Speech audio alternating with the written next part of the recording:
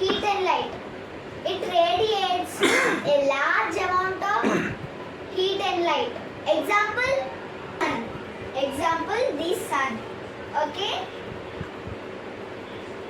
ఇప్పుడు మొత్తం solar system అంతా టుగెదర్ లైక్ ఏ ఫ్యామిలీ 8 ప్లానెట్స్ ఉంటాయి. అందులో సన్ ఒకటి, కానీ అది ప్లానెటా? మనం దాని మీదకి వెళ్ళి నించుంటామా? విత్ ఇన్ సెకండ్స్లో బర్న్ అయిపోతాం. అక్కడ మన చిన్న ఆచూకీ కూడా దొరకదు, అంతలా బర్న్ అయిపోతాం. మరి ఎర్త్ రొటేట్ అవుతూ ఇలా దాని అంతటా అదే తిరుగుతూ ఇలా తిరుగుతుంది కదా సన్ చుట్టూరు. మరి ఎర్త్ తిరుగుతున్నప్పుడు మనం ఎందుకు తిరగట్లేదు, ఎందుకు పడిపోవట్లేదు?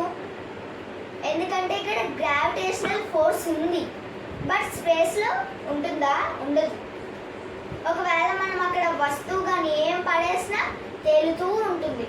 ఎందుకు? అక్కడ గ్రావిటేషనల్ ఫోర్స్ లేదు. ఎర్త్ మీద ఉంది.